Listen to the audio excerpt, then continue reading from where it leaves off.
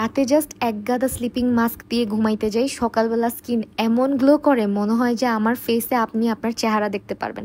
এত চকচকা glassy plumpy skin কিন্তু একদিনে পাই নাই। দেখেন আমার আগের ছবিটা, আমার স্কিন ব্যারিয়ার অনেক ড্যামেজ ছিল, আর এই যে আমার skin without filter without any smooth effect আমি দেখাচ্ছি কতটা গ্লাসি।